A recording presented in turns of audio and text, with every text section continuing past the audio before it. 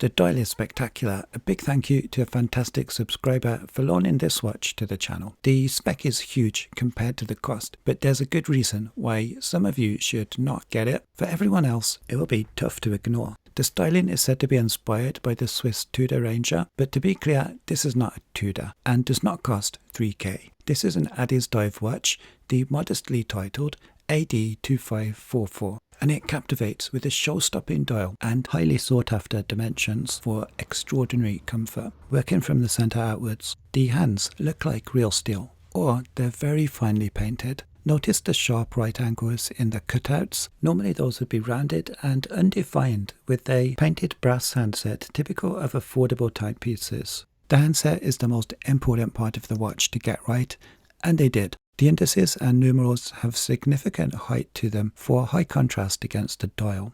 The dial. This is what is making people put their hands in their pockets to fish out some cash. Your choice is brown or blue. I've linked to both below if you want to check the latest prices. Those are affiliate links. It means I get a small fee if you use them and buy something at no extra cost to you. Brown is definitely the more elusive, difficult to find color in the marketplace, so it wins my vote. Under my macro lens, its appearance is textured, the center glitters with a delicate brilliance, and a graduated canvas deepens to a darker hue at the perimeter. Best of all, you can see all of it with the best clarity I've tested with a scratch-resistant flat sapphire crystal, partly because they gave it a blue anti-reflective undercoat, but mostly because the dial is so striking and bold, it just punches through the crystal, determined to be seen. Addiesdive described the lume as C3 Vintage Retro Super Luminous. I call it green. It's quite strong. Hey, you guys press like more when I remember to ask. Please press like. Thanks. Many regard this Addiesdive model to be what the watch community calls a homage watch. That simply means an independent brand is taking inspiration from an iconic aesthetic, giving you a similar look at a fraction of the price.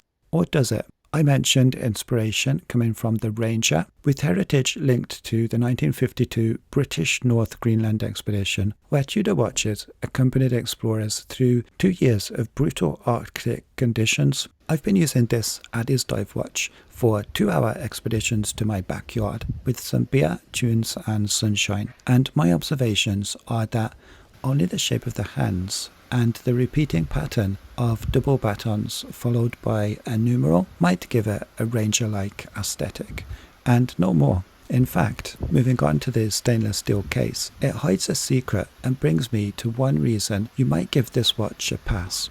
What could be wrong? It's not the very desirable 37mm case diameter, an undersupplied size that the watch community begs for. And it's not the low-profile 9mm thick case height, dimensions that give all-day comfort to wear. It's definitely not this gorgeous sweeping cushion-like side profile, or its immaculate high polish, nor the perfectly applied radial brushed lugs. No. The real secret is an inescapable feeling of déjà vu.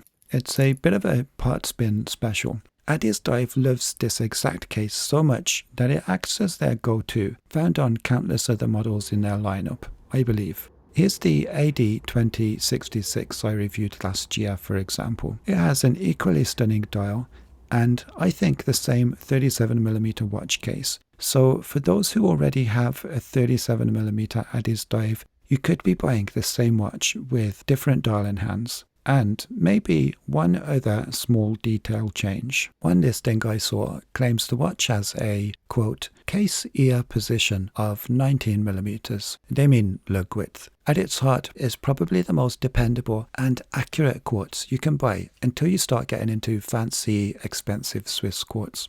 This is the Japan Miyota 2035. Debuting in 1981, it's now in the 45th anniversary of the Caliber 2035 series, with more than 5 billion made at the last count some 5 years ago. I use them in project watch builds, as do others, and they're one of the most widely used quartz movements in the world, found in many watches from many recognized brands. You should get 3 years life from an inexpensive silver oxide battery, a 377 or equivalent. A screw down case back and 6mm screw-in crown help achieve a claimed 10 bar or 100 meter water resistance, and this flat case back with grippy surface from the etched Addiesdive branding keeps the watch planted on my wrist. Here's what it looks like on, for your reference, my 7-inch wrist. So is the watch good? Yeah. Why would you spend thousands when $75 pushes just as many dopamine receptors? It could have the best dial in your collection if you get one. Will the bracelet let it down? Let's see. It's got brushed solid links and solid end links. There's a part milled clasp, everyone's favourite. The tolerances are adequate and it doesn't pinch. Oh, and there are 5 micro adjust holes. Subscribe, thanks.